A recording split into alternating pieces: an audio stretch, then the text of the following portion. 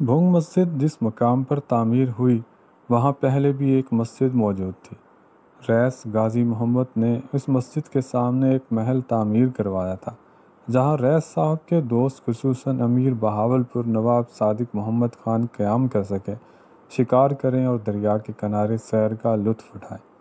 ایک دن جب رئیس غازی محمد اس مسجد میں نماز ادا کر رہے تھے تو انہیں احساس ہوا کہ محل کی شان و شوکت مسجد سے بڑھ گئی ہے۔ انہوں نے اسی وقت استغفار کیا اور مسجد کے مقام پر تقریباً دگنے رقبے پر ایک نئی مسجد تعمیر کرنے کا فیصلہ کیا۔ یہ سن 1932 کے لگ بھگ کی بات ہے۔ مسجد کی تعمیر کے لیے کوئی باقاعدہ نقشہ نہیں بنایا گیا تھا۔ رئیس غازی محمد کے ذہن میں محض ایک خاکہ تھا جس کے مطابق تعمیر کا آغاز کیا گیا۔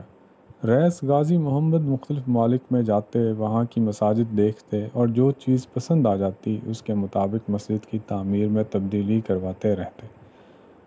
اس طرح مسجد کے ڈیزائن میں کئی بار تبدیلی کی گئی اور کئی حصوں کو دوبارہ نئے سرے سے تعمیر کیا گیا۔ تعمیر میں اتنا عرصہ اس لیے لگا کہ علاقے میں یہ بات مشہور تھی کہ رئیس غازی محمد اس مسجد کو جان بوجھ کر مکمل نہیں کروا رہے، کیونکہ کسی پیر فقیر نے انہیں کہا ہے کہ جب بھی یہ مسجد مکمل ہوگی تمہارا انتقال ہو جائے گا۔ جب 1975 میں رئیس غازی محمد کا انتقال ہوا تو اس وقت بھی مسجد کے بڑے مینار کی تعمیر کا کام جاری تھا۔ سن 1950 میں ایک نئے مسئلے کی نشاندہی ہوئی۔ سیم کی وجہ سے مسجد کی عمارت کو نقصان پہنچنے کا خطرہ تھا۔ اس خطرے کے پیش نظر تب تک بننے والی تمام عمارت کو گرا دیا گیا اور 20 فٹ بلند ایک چبوترا بنا کر اس پر نئے سرے سے مسجد کی عمارت تعمیر کی گئی۔ اس سے مسجد کی پائیداری کے ساتھ خوبصورتی اور جلال و عظمت میں بھی اضافہ ہو گیا۔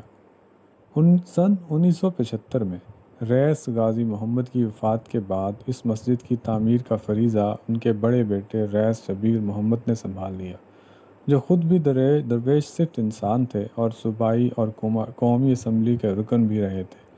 ان کا انتقال 2 اپریل 2021 کو کراچی میں ہوا۔ رئیس شبیر محمد کے انتقال کے بعد اس مسجد کا انتظام ان کے صاحبزادے اور سابق وفاقی وزیر سردار رئیس منیر احمد کے ہاتھ میں ہے۔ سن 1982 میں مسجد کی تعمیر مکمل ہوئی تو اسے شہرت ملنا شروع ہوئی۔ دنیا بھر سے سیاح اس مسجد کو دیکھنے کے لیے آنے لگے۔ 22 دسمبر 1986 کو اس مسجد کو اسلامی فن تعمیر کے فروغ کے لیے قائم کیے گئے Aga Khan award for Islamic architecture سے نوازا گیا۔ اس ایوارڈ کو وصول کرنے کے لیے رئیس شبیر محمد بذات خود مراکش گئے اور پرنس کریم آغا خان کے ہاتھوں ایوارڈ وصول کیا۔